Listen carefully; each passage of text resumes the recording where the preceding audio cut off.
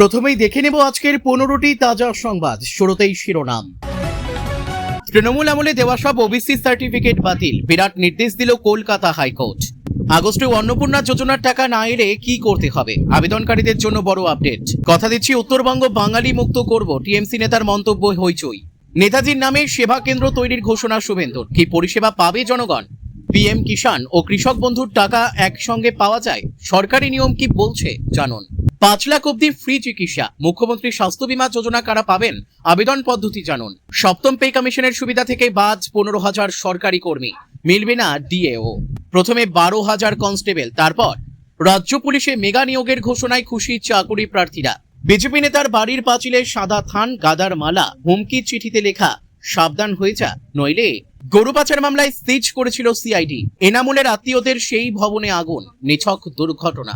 নেতাজির রাস্তা শ্যামাপ্রসাদের নামে রামপুরহাটে শুরু জোর বিতর্ক।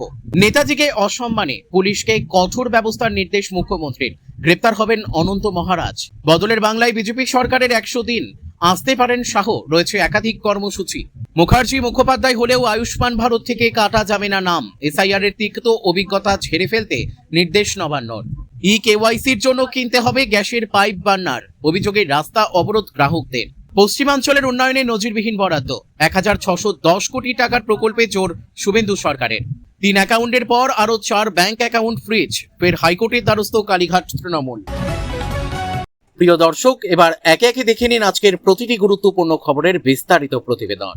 বিভিন্ন নিয়োগের ক্ষেত্রে ওবিসি সার্টিফিকেট নিয়ে জটিলতা তৈরি হয়েছিল, এবার সেই শংসাপত্র নিয়ে বড় নির্দেশ দিল কলকাতা হাইকোর্ট। তৃণমূল আমলে নতুন নিয়মে দেওয়া সব ওবিসি সার্টিফিকেট বাতিলের নির্দেশ দিল বিচারপতি রাজশেখর মান্থা ও বিচারপতি অনুজ সিংহের ডিভিশন বেঞ্চ। ওবিসি সার্টিফিকেট বাতিলের নির্দেশ হাইকোর্টের। রাজ্যে বিজেপি ক্ষমতায় আসার পর ওবিসি এ ও ওবিসি বি ক্যাটাগরি তুলে দিয়েছে। অন্যান্য অনগ্রসর শ্রেণী তথা ওবিসির জন্য একটি সংরক্ষণ রাখার সিদ্ধান্ত নিয়েছে নতুন রাজ্য সরকার। বুধবার হাইকোর্ট জানায়, বর্তমানে ওবিসি এ ও ওবিসি বি বলে আর কিছু নেই, সেই কারণে ওই ধরনের শংসাপত্রগুলি বাতিল করা হলো। এবার থেকে তারা জেনারেল ক্যাটাগরি তথা সাধারণ শ্রেণী হিসেবে বিবেচিত হবে। 2010 সালের পর রাজ্যের অন্যান্য অনগ্রসর শ্রেণীকে দুভাগে বিভক্ত করা হয়, ওবিসি এ ও ওবিসি বি। তৃণমূল আমলেই ওবিসি সার্টিফিকেট নিয়ে বিতর্ক তৈরি হয়েছিল, জলগড়ি ছিল আদালত অব্দি। তৃণমূল আমলে ওবিসি সার্টিফিকেট দেওয়ার ক্ষেত্রে দুর্নীতির অভিযোগ উঠেছিল। সেই সূত্রে 2024 সালে ওবিসি সংক্রান্ত মামলায় 66টি সম্প্রদায়কে ওবিসি তালিকা থেকে বাদ দেওয়ার নির্দেশ দেয় হাইকোর্ট। তাদের সার্টিফিকেট বাতিলের পাশাপাশি নতুন করে সমীক্ষার মাধ্যমে তালিকা তৈরির নির্দেশ দিয়েছিল আদালত। এরপর সুপ্রিম কোর্টের দ্বারস্থ হয় তৎকালীন রাজ্য সরকার, তবে হাইকোর্টের নির্দেশে হস্তক্ষেপ করেনি শীর্ষ আদালত। এরপর আদালতের নির্দেশ অনুসারে নতুন করে সমীক্ষা করে ওবিসি এ ও ওবিসি বি তালিকায় কিছু রদবদল করে তৃণমূল সরকার। সেই নিয়েও আপত্তি তুলেছিল উচ্চ আদালত। অভিযোগ, মাত্র 2500 নমুনা সংগ্রহ করে সমীক্ষা ও তার ভিত্তিতে নতুন তালিকা তৈরি করা হয়েছে। এর মাধ্যমে মোট 142টি জনগোষ্ঠীকে ওবিসি তালিকাভুক্ত করা হয়। হাইকোর্ট এই বিষয়ে আপত্তি তুললে ফের সুপ্রিম কোর্টের দ্বারস্থ হয় রাজ্য। এবার শীর্ষ আদালত কোনো স্থগিতাদেশ না দেওয়ায় নতুন নিয়ম অনুসারে ওবিসি সার্টিফিকেট দেওয়ার কাজ চলছিল। তবে বিজেপি সরকার গঠনের পর ওবিসি সম্প্রদায়ের ক্ষেত্রে বিভাজন তুলে দেয়, পাশাপাশি সুপ্রিম কোর্ট থেকে মামলাও তুলে নেওয়া হয়। ফলে তৃণমূল আমলে নতুন নিয়মে দেওয়া ওবিসি সার্টিফিকেটগুলি বৈধতা হারায়। এবার সেগুলি বাতিল করে দিল কলকাতা হাইকোর্ট। দেখতে দেখতে অন্নপূর্ণা যোজনার 3য় কিস্তির সময় এগিয়ে এলো। আগামী 17 আগস্ট থেকে যোগ্যদের অ্যাকাউন্টে 3000 টাকা করে পাঠানো শুরু হবে বলে জানিয়েছেন মুখ্যমন্ত্রী শুভেন্দু অধিকারী। তবে এই মাসেও প্রকল্পের টাকা না পেলে কি করতে হবে, এবার সেই নিয়ে সামনে এলো বড় আপডেট। অন্নপূর্ণা যোজনা নিয়ে বিরাট আপডেট। প্রকল্পের টাকা পৌঁছানো নিয়ে নানা রকম জটিলতা তৈরি হয়েছে। সেই বিষয়ে রাজ্যের অর্থ দপ্তরের সোশ্যাল রেজিস্ট্রি সিস্টেমের প্রশাসনিক নির্দেশিকা একটি স্পষ্ট পরিকল্পনা দিয়েছে।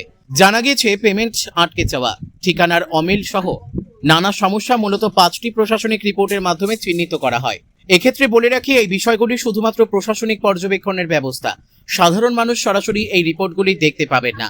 আবেদনকারীরা আবেদন যাচাই করে আসল সমস্যা কি হয়েছে তা নির্দিষ্ট আধিকারিকরাই বলতে পারবেন। ফ্রিজড পেমেন্ট রিপোর্ট মূলত প্রশাসনিক কিংবা প্রযুক্তিগত কারণে আটকে থাকা টাকা প্রদানের বিষয়গুলি এই রিপোর্টের মাধ্যমে চিহ্নিত করা হয়। ফলে স্ট্যাটাস চেকের সময় পেমেন্ট ফেল দেখাচ্ছে মানে আবেদন খারিজ নয়, আবেদনটি কোনো পর্যায়ে আটকে রয়েছে সেই বিষয়ে নিশ্চিত হওয়া দরকার। ইরেগুলার পেমেন্ট রিপোর্ট অনেক উপভোক্তার ক্ষেত্রে দেখা যায় প্রথম কিস্তি পেলেও পরবর্তীতে টাকা পাননি। এর কারণ হতে পারে এই রিপোর্ট। টাকা পাঠানোর ক্ষেত্রে কোনো সমস্যা হলে এই রিপোর্টের মাধ্যমে বিষয়টি প্রশাসনের নজরে আসে। Address mismatch report. বিয়ের পর ঠিকানা বদল হলে অনেক সময় আধার কার্ড, ভোটার কার্ডের মতো নথিতে ঠিকানার অমিল থেকে যায়। এর জন্য এই রিপোর্টে নাম আসতে পারে, তবে ঠিকানার অমিল থাকলেও আবেদন খারিজ হয়ে যায় না। এসডিও, বিডিও কিংবা পুর কর্তৃপক্ষের মাধ্যমে যাচাই করার সুযোগ রয়েছে। Deduplication in beneficiary report. একজন ব্যক্তির নামে একাধিক বেনিফিশিয়ারি আইডি বানানো হয়েছে কিনা তা খোঁজা এই রিপোর্টের কাজ। কোনো সময় ভুল করে এক ব্যক্তির নামে একাধিক বেনিফিশিয়ারি আইডি তৈরি হয়ে গেলে প্রশাসনের তরফে তা সংশোধন করা হয়। Scheme inclusion report. সরকারের বেঁধে দেওয়া শর্ত অনুযায়ী আবেদনকারী যোগ্য হলেও অনেক সময় টাকা পাওয়া শুরু হয় না। নির্দেশিকায় একে সাইলেন্ট গ্যাপ বলা হয়েছে। উক্ত রিপোর্টের মাধ্যমে এই ধরনের বিষয়গুলিকে চিহ্নিত করা হয়। এক্ষেত্রে কোনো যোগ্য আবেদনকারী অন্নপূর্ণা যোজনার টাকা না পেয়ে থাকলে এসডিও, বিডিও বা সংশ্লিষ্ট প্রশাসনিক দপ্তরে যোগাযোগ করতে পারেন। সঙ্গে রাখতে হবে যাবতীয় প্রয়োজনীয় নথি। প্রশাসনের কাছ থেকে সঠিক তথ্য জেনে পরবর্তী পদক্ষেপ নিলে জটিলতা কাটতে পারে বলে মনে করা হচ্ছে। স্বাধীনতা দিবসের আর মাত্র কয়েকদিন বাকি। তার আগেই নেতাজি সুভাষচন্দ্র বসুকে ঘিরে বিধায়কদের জন্য বিশেষ উদ্যোগের কথা ঘোষণা করলেন মুখ্যমন্ত্রী শুভেন্দু অধিকারী। এবার থেকে বিধায়কদের এলাকায় যে সেবা কেন্দ্রগুলি চালানো হবে সেগুলির সঙ্গে যুক্ত হবে নেতাজির নাম। শুধু নামেই বদল নয়, সেবা কেন্দ্র পরিচালনার ক্ষেত্রে নির্দিষ্ট কিছু নিয়মও মেনে চলতে হবে বিধায়কদের। সেই নিয়ম পালন করলে মিলবে আর্থিক সহায়তাও। নেতাজির নামে সেবা কেন্দ্রের ঘোষণা শুভেন্দুর। বিধানসভায় মুখ্যমন্ত্রী জানান, বিধায়কদের নিজেদের এলাকায় নেতাজি সুভাষচন্দ্র বসু সেবা কেন্দ্র চালু করা হবে। এই কেন্দ্রগুলির মাধ্যমে সাধারণ মানুষ নিজেদের বিভিন্ন সমস্যা এবং অভিযোগ বিধায়কদের কাছে জানাতে পারবেন। সেবা কেন্দ্র পরিচালনার জন্য প্রয়োজনীয় অর্থের ব্যবস্থাও করা হবে বলে জানিয়েছেন তিনি। তবে আর্থিক সহায়তার ক্ষেত্রে রয়েছে নির্দিষ্ট শর্ত। মুখ্যমন্ত্রীর বক্তব্য অনুযায়ী সেবা কেন্দ্রের নাম নেতাজি সুভাষচন্দ্র বসুর নামে রাখার পাশাপাশি বিধায়কদের ধুতি পাঞ্জাবি পরার নিয়মও মানতে হবে। তথ্য ও সংস্কৃতি দপ্তরের পক্ষ থেকে এই পোশাক পাঠানোর কথা জানানো হয়েছে। নির্ধারিত সময় না মানলে আর্থিক সাহায্য দেওয়া হবে না বলেও স্পষ্ট করে দিয়েছেন মুখ্যমন্ত্রী। সেবা কেন্দ্র চালানোর জন্য বিধায়কদের 30,000 টাকা করে দেওয়ার প্রস্তাব রয়েছে। এ বিষয়ে বিধানসভার অধ্যক্ষকে প্রয়োজনীয় বিষয়গুলি দেখার কথা জানিয়েছেন শুভেন্দু। পাশাপাশি পরবর্তী বিধানসভা অধিবেশনেই এই সংক্রান্ত বিল আনার পরিকল্পনার কথাও জানিয়েছেন তিনি। উল্লেখ্য, ক্ষমতায় আসার পর বিজেপির নতুন বিধায়কদের জন্য বিশেষ প্রশিক্ষণ কর্মসূচির আয়োজন করা হয়েছিল। সেই সময় প্রত্যেক বিধায়ককে নিজের বিধানসভা এলাকায় একটি করে কার্যালয় খোলার নির্দেশ দেওয়া হয়। সাধারণ মানুষের সঙ্গে সরাসরি যোগাযোগ তৈরি এবং স্থানীয় বাসিন্দাদের সমস্যার কথা শোনার উদ্দেশ্যেই এই সেবা কেন্দ্র তৈরির ভাবনা নেওয়া হয়েছিল। এই সেবা কেন্দ্রগুলিতে এলাকার মানুষ এসে রাস্তা, পরিষেবা, প্রশাসনিক সমস্যা থেকে শুরু করে নিজেদের বিভিন্ন অভাব অভিযোগের কথা বিধায়কদের জানাতে পারেন। ফলে শুধু রাজনৈতিক কার্যালয় হিসেবে নয়, জনসংযোগের ক্ষেত্রেও সেবা কেন্দ্রগুলির গুরুত্বপূর্ণ ভূমিকা রয়েছে বলে মনে করা হচ্ছে। এবার সেই ব্যবস্থাতেই নেতাজির নাম যুক্ত করার উদ্যোগ নেওয়া হয়েছে। স্বাধীনতা দিবসের প্রাক্কালে এই সিদ্ধান্তের মাধ্যমে একদিকে যেমন নেতাজি সুভাষচন্দ্র বসুর স্মৃতিকে সামনে রাখা হচ্ছে, তেমনি বিধায়ক ও সাধারণ মানুষের মধ্যে যোগাযোগ আরও শক্তিশালী করার বার্তাও দেওয়া হচ্ছে। আগামী অধিবেশনে বিলটি এলে এই প্রস্তাবের পরবর্তী রূপরেখা স্পষ্ট হবে। কৃষকদের জন্য বিভিন্ন সময় নানা ধরনের সরকারি প্রকল্প চালু করা হয়েছে। এর মধ্যে অন্যতম দুটি হল প্রধানমন্ত্রী কিষাণ সম্মান নিধি যোজনা তথা পিএম কিষাণ যোজনা ও কৃষক বন্ধু। কেন্দ্রীয় সরকার ও রাজ্য সরকারের এই দুটি স্কিমের মাধ্যমে উপভোক্তাদের আর্থিক সহায়তা দেওয়া হয়। তবে অনেকেরই প্রশ্ন, এই দুই সরকারি প্রকল্পের সুবিধা কি একসঙ্গে পাওয়া যায়? এক্ষেত্রে সরকারি নিয়ম কি বলছে জেনে নেওয়া যাক। পিএম কিষাণ ও কৃষক বন্ধু নিয়ে বড় আপডেট। এ বিষয়ে প্রশাসন সূত্রে জানা গিয়েছে, এতদিন অবধি পিএম কিষাণ যোজনা ও কৃষক বন্ধু প্রকল্পের নির্ধারিত যোগ্যতার মাপকাঠি পূরণ করলে একজন কৃষক দুটি প্রকল্পেরই সুবিধা পেতে পারতেন। কারণ এর মধ্যে প্রথম প্রকল্পটি কেন্দ্রীয় সরকারের ও দ্বিতীয়টি রাজ্য সরকারের। মালদহ জেলা কৃষি দপ্তর সূত্রে খবর, বর্তমানে কৃষক বন্ধুর উপভোক্তাদের নথি যাচাই করা হচ্ছে। নতুন করে আবেদন করার বিষয়ে এখনো আলাদা কোনো নির্দেশিকা আসেনি। তবে পিএম কিষাণের জন্য অনলাইনে আবেদন করাই যায়। জানা গেছে, পিএম কিষাণ যোজনা ও কৃষক বন্ধু এই দুই প্রকল্পের সুবিধা পাওয়ার ক্ষেত্রেই যোগ্যতা ও নথিপত্র যাচাই করা অত্যন্ত গুরুত্বপূর্ণ। বর্তমানে কৃষক বন্ধুর উপভোক্তাদের নথি যাচাই চলছে। তবে এই প্রক্রিয়ায় পিএম কিষাণ যোজনার উপভোক্তাদের নথিপত্র চাওয়া হয়নি। ফলে এই প্রক্রিয়া সম্পূর্ণ হওয়ার পর দুই প্রকল্পের সুবিধা একসঙ্গে পাওয়া যাবে কিনা তা জানা যাবে। এদিকে কেন্দ্রের পিএম কিষাণ যোজনা ও কৃষক বন্ধু প্রকল্পের মূল উদ্দেশ্য এক হলেও দুই স্কিমের মধ্যে বেশ কিছু পার্থক্যও রয়েছে। পিএম কিষাণ যোজনার মাধ্যমে যোগ্য ভূমি মালিক কৃষক পরিবারকে বছরে মোট 6,000 টাকা দেওয়া হয়। 3টি কিস্তিতে এই অর্থ দেয় কেন্দ্র। অন্যদিকে কোনো কৃষকের 1 একর বা তার বেশি জমি থাকলে রাজ্যের কৃষক বন্ধু প্রকল্পের মাধ্যমে বছরে সর্বোচ্চ 10,000 টাকা অবধি দেওয়া হয়। 1 একরের চেয়ে কম জমি থাকলে জমির পরিমাণ অনুসারে ন্যূনতম 4,000 টাকা অবধি আর্থিক সহায়তা পাওয়া যায়। পাশাপাশি এই প্রকল্পে নথিভুক্ত 18 থেকে 60 বছর বয়সী কোনো কৃষকের মৃত্যু হলে তার পরিবারকে এককালীন 2 লক্ষ টাকার আর্থিক সহায়তা প্রদান করা হয়। রাজ্যে বিজেপি ক্ষমতায় আসার পর আয়ুষ্মান ভারত যোজনা চালু হয়েছে, তবে এমন অনেকে আছেন যারা এই প্রকল্পের সুবিধা পাবেন না। তাদের চিন্তা দূর করে মুখ্যমন্ত্রী স্বাস্থ্য বীমা যোজনা এনেছে রাজ্য সরকার। আয়ুষ্মান ভারতের মতো এই প্রকল্পেও বছরে 5 লক্ষ টাকা অবধি বিনামূল্যে চিকিৎসার সুযোগ পাওয়া যাবে। কারা এই প্রকল্পের সুবিধা পাবেন, আবেদন পদ্ধতি কি, জেনে নেওয়া যাক। মুখ্যমন্ত্রী স্বাস্থ্য বীমা যোজনার খুঁটিনাটি। যে কোনো সরকারি প্রকল্পের সুবিধা যাতে সঠিক উপভোক্তারাই পান তা নিশ্চিত করতে বেশ কিছু শর্ত বেঁধে দেওয়া হয়। মুখ্যমন্ত্রী স্বাস্থ্য বীমা যোজনার ক্ষেত্রেও ব্যতিক্রম হয়নি। এই প্রকল্পের যাবতীয় যোগ্যতা মান পূরণ করলেই এই স্কিমের সুবিধা পাওয়া যাবে। সরকার জানিয়েছে যে সব পরিবারের বার্ষিক আয় 8 লক্ষ টাকার বেশি তারা এই প্রকল্পের সুবিধা পাবেন না। ওয়েস্ট বেঙ্গল হেলথ স্কিম 2008 অধীন থাকা অবসরপ্রাপ্ত ও কর্মরত কর্মীরা, 1954 সালের CGHS এর অধীন থাকা অবসরপ্রাপ্ত ও কর্মরত কর্মীরা এবং 1948 সালের এমপ্লয়িজ স্টেট ইন্স্যুরেন্স আইনের অধীনস্থ কর্মীরা এই প্রকল্পের সুবিধা পাওয়ার যোগ্য নন। এছাড়া কেন্দ্রীয় সরকার বা রাজ্য সরকারের অধীনস্থ রাষ্ট্রায়ত্ত সংস্থা, পঞ্চায়েত বা পুরসভা, সংবিধিবদ্ধ নিগম, ট্রাস্ট বা বোর্ডের নিজস্ব কোনো গোষ্ঠী স্বাস্থ্য বীমার অধীন থাকা অবসরপ্রাপ্ত ও কর্মরত কর্মীরা, কেন্দ্র রাজ্য আধা সরকারি সংস্থার নিয়মিত চিকিৎসা ভাতা পাওয়া কর্মী ও পেনশনভোগীরা, এসআইআর প্রক্রিয়ায় ভোটার তালিকা থেকে নাম বাদ পড়া ব্যক্তিরা মুখ্যমন্ত্রী স্বাস্থ্য বীমা যোজনার সুবিধা পাবেন না। তবে ট্রাইব্যুনালে নাম বিচারাধীন থাকলে আবেদন জানানো যাবে। পাশাপাশি 70 বছরের বেশি প্রবীণ নাগরিকরাও এই প্রকল্পে সুবিধা পাওয়ার যোগ্য নন, কারণ তারা আয়ুষ্মান ভারত যোজনা পাবেন। জানা গিয়েছে আয়ুষ্মান ভারতের অফিসিয়াল ওয়েবসাইট https:/beneficiary.nha.gov.in/ এ গিয়েই মুখ্যমন্ত্রী স্বাস্থ্য বীমা যোজনায় আবেদন করা যাচ্ছে। পাশাপাশি অফলাইনেও আবেদন জানানো যাচ্ছে। এর জন্য পরিবারের প্রত্যেক সদস্যের আধার নম্বর, খাদ্যসাথী ডিজিটাল রেশন কার্ড ও পরিবারের বার্ষিক আয় 8 লক্ষের কম এই মর্মে একটি স্বঘোষিত ইনকাম সার্টিফিকেট লাগছে।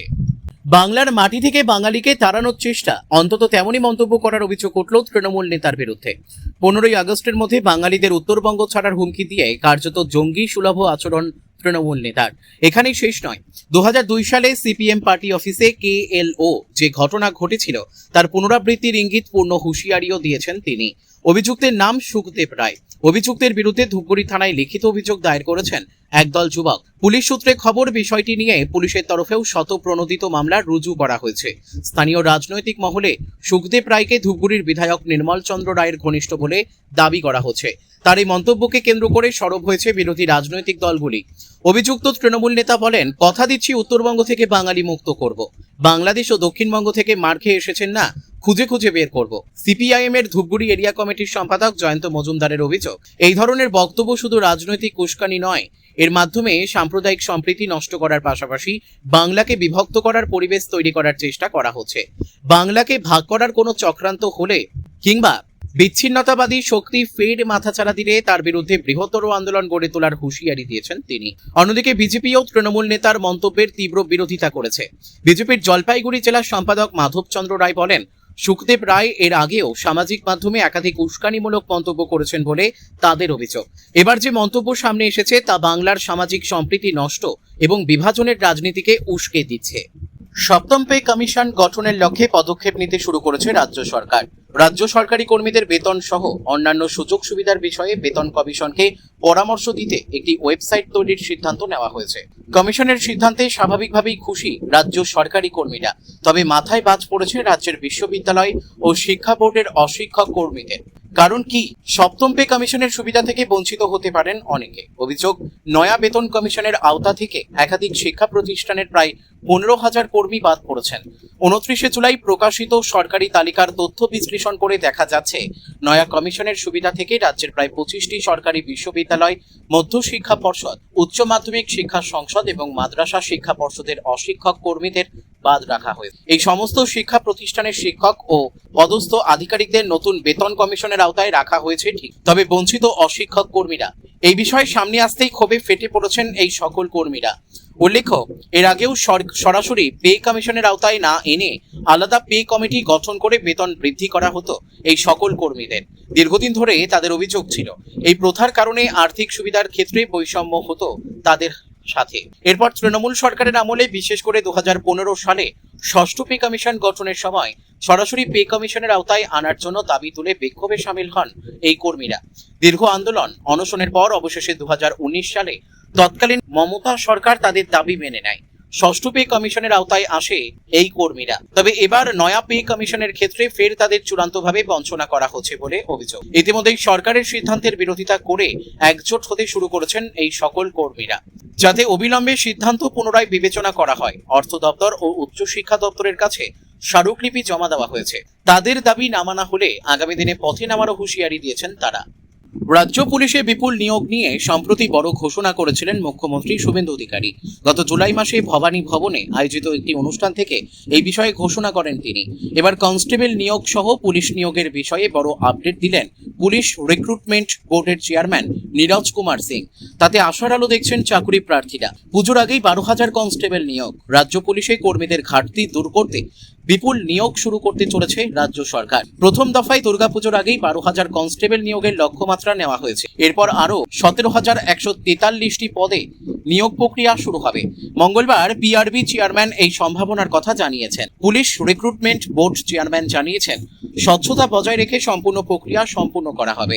বোর্ড সূত্রে আরও খবর, ইতিমধ্যেই 12,000 কনস্টেবল নিয়োগ প্রক্রিয়া এগিয়ে গিয়েছে। আইনি জটিলতার কারণে দীর্ঘদিন ধরে এই নিয়োগ প্রক্রিয়া আটকে ছিল। অবশেষে ফের তা গতি পেয়েছে। পুলিশ নিয়োগ প্রক্রিয়ায় প্রযুক্তি ও নিরাপত্তার কড়া ব্যবস্থা করা হয়েছে। পুলিশ রিক্রুটমেন্ট বোর্ডের চেয়ারম্যান জানান, রাজ্য জুড়ে প্রায় 2,200 থেকে 2,300টি কেন্দ্রে প্রথম দফার পরীক্ষা হয়েছে। পরীক্ষা শুরু হওয়ার আগে সেন্টারগুলির নিরাপত্তা পরিকাঠামো খতিয়ে দেখার পাশাপাশি পরীক্ষা হয়ে যাওয়ার পর উত্তরপত্র জেলা ট্রেজারিতে জমা রাখার বন্দোবস্ত করা হয়েছে। এছাড়া বোর্ডের দাবি, নিয়োগ পরীক্ষার প্রশ্নপত্র ফাঁস বা পরীক্ষায় কারচুপি ঠেকাতে একাধিক পদক্ষেপ নেওয়া হয়েছে। দৌড় পরীক্ষার সময় পরীক্ষার্থীদের টুপিতে ক্যাপ ক্যামেরা ব্যবহৃত হবে, যাতে সম্পূর্ণ প্রক্রিয়ার রেকর্ড থাকে। এমনকি নিয়োগ প্রক্রিয়া নিয়ে যদি কোনো প্রার্থীর আপত্তি থাকে তাহলে উত্তরপত্র দেখার ও চ্যালেঞ্জ করারও সুযোগ থাকবে। রাজ্য পুলিশে একদিকে দীর্ঘদিন নতুন নিয়োগ হয়নি, অন্যদিকে নিয়মিত অবসরের জেরে কর্মী সংখ্যায় ঘাটতি তৈরি হয়েছে। তবে কনস্টেবল নিয়োগ সহ এই বিপুল নিয়োগের ফলে এই সমস্যা অনেকটা দূর হবে বলে মনে করা হচ্ছে। রাজ্যে পালা বদলের পরেও বিজেপি নেতাদের বাড়িতে সাদা থান রেখে যাওয়ার ঘটনা বন্ধ হচ্ছে না। বীরভূমের নানুরের থুপসারা অঞ্চলের কুরগ্রামে বিজেপি নেতা গোরাচাঁদ মণ্ডলের বাড়ির পাঁচিলে বুধবার সকালে একটি সাদা থান, গাদার মালা ও হুমকি চিঠি পাওয়া যায়। এই ঘটনাকে ঘিরে চাঞ্চল্য ছড়ায় এলাকায়। চিঠিতে লেখা ছিল, তোর একমাত্র ছেলেটাকে হারানোর ভয় রয়েছে, সাবধান হয়ে যা। গোরাচাঁদের অভিযোগ, তৃণমূল আশ্রিত দুষ্কৃতীরাই এই ঘটনার সঙ্গে জড়িত। স্থানীয় সূত্রে জানা গিয়েছে, বিধানসভা নির্বাচনের আগে একই গ্রামের বাসিন্দা বিজেপির নানুর 3 নম্বর মণ্ডল সভাপতি রামকৃষ্ণ মণ্ডলের বাড়ির সামনেও সাদা থান কাপড় সহ অন্ত্যেষ্টিক্রিয়ার সামগ্রী রাখা হয়েছিল। এবার একইভাবে তার কাকা গোরাচাঁদ মণ্ডলের বাড়ির সামনে ওই সামগ্রী রাখার অভিযোগ উঠেছে। গোরাচাঁদ বিজেপির বোলপুর সাংগঠনিক জেলা কিষাণ মোর্চার সম্পাদক। এদিন সকালে বাড়ির বাইরে বেরিয়ে পাঁচিলের ওপর সাদা থান, ফুলের মালা ও একটি চিঠি দেখতে পান গোরাচাঁদ। খবর দেওয়া হলে পুলিশ ঘটনাস্থলে পৌঁছে সেগুলি উদ্ধার করে নিয়ে যায়। বিজেপির দাবি, কেউ বা কারা এলাকায় আতঙ্কের পরিবেশ তৈরি করার জন্য এমন কাজ করেছে। হুমকি চিঠিতে বলা হয়েছে, তুই খুব মিছিল করছিস। তোর সঙ্গীত সাথীদের মধ্যে একজনের বাবা গেছে আর একজন নেতা সাজছে। তোর একমাত্র ছেলেটাকে হারানোর ভয় রয়েছে, সাবধান হয়ে যা। কথাগুলো হালকাভাবে নিস না, মনে রাখিস।